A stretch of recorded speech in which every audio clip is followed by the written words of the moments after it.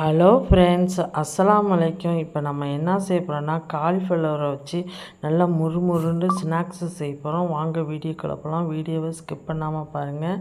காலிஃப்ளவரை இந்த மாதிரி நம்ம சுத்தம் பண்ணிக்குவோம். ஒரு மஞ்சத்தூள் 1 ஸ்பூன் போட்டு, உப்புத்தூள் 1 ஸ்பூன், நல்லா ஒரு கொதி விட்டால் போதும். நல்லா கொதிக்கிற வெந்நீரை ஊற்றி ஒரு கொதி விடுங்க. விட்டோன்னு நம்ம வடித்து எடுத்துக்குவோம். அதில் உள்ள பூச்சிலாம் இருந்தால் அது போயிடும். இந்த மாதிரி வடித்து எடுத்துக்குவோம். நம்ம எந்த கிருமி இருந்தாலும் நம்ம மஞ்சத்தூள் போட்டதுனால அது போயிடும். இப்போ இதுக்கு நம்ம ஒரு மசாலா எடுத்துக்கலாம். கார்ன்ஃப்ளவர் மாவு 1½ ஸ்பூன் போட்டுக்கலாம். மைதா மாவு ஒரு 3 ஸ்பூன் போட்டுக்கலாம். அரிசி மாவு ஒரு 2 ஸ்பூன் போட்டுக்கோங்க. மஞ்சத்தூள் 1 ஸ்பூன், ஜீரகத்தூள் 1 ஸ்பூன்,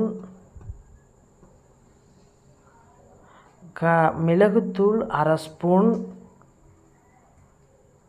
ஜீரகத்தூள் 1/2 ஸ்பூன், மிளகாய்த்தூள் 1 ஸ்பூன் போட்டுக்கோங்க காரத்துக்கு ஏற்றது.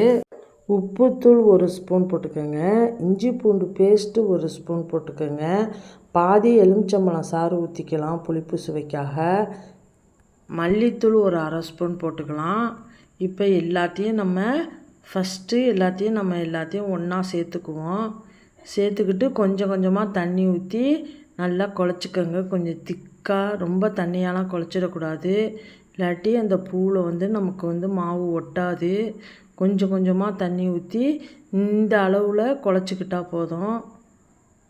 இப்போ நம்ம சுத்தம் பண்ணி வச்சுருந்த பூவை தூக்கி, காலிஃப்ளவரை தூக்கி இதில் நம்ம போடுவோம். போட்டு பரட்டி விடுவோம். தண்ணி இல்லாமல் நல்லா வடித்து வச்சுருந்தோம். மசாலாலாம் அந்த காலிஃப்ளவரில் படுற அளவுக்கு நல்லா பரட்டி ஒரு 1/2 மணி நேரம் இதை அப்படியே நம்ம மூடி வச்சுடுவோம். உப்பு காரம் எல்லாம் ஏறி இருக்கும். பாருங்கள், 1/2 மணி நேரம் ஆயிடுச்சு. இப்போ நல்லா காரம்லாம் உப்புலாம் ஏறி இருக்கும். இப்படியே பிரெட் க்ரம்ஸு எடுத்து வச்சுருக்கேன். இதில் ஒன்று ஒன்றா போட்டு இந்த மாதிரி பிரெட் க்ரம்ஸில் போட்டு நல்லா துவட்டி எடுப்போம். நல்லா பிரெட் க்ரம்ஸில் போட்டு நம்ம இதை போட்டு பொரிச்சோம்னா நமக்கு நல்ல மொறுமொருண்டு இருக்கும். இந்த மாதிரியே நம்ம எல்லாத்தையும் எடுத்து செஞ்சு வச்சுக்குவோம். ஈரக்கையை மட்டும் போட்டுறாமல் இது இந்த மாதிரி செய்யுங்க. பாருங்கள், நான் எல்லாத்தையும் இப்போ ரெடி பண்ணி எடுத்து வச்சுக்கிட்டேன். இப்போ எண்ணெய் சூடாயிடுச்சு. இதை நம்ம பொரித்து எடுத்துக்கலாம். இதை ஒரு பேட்சாக போட்டு நம்ம பொரித்து எடுத்துக்குவோம்.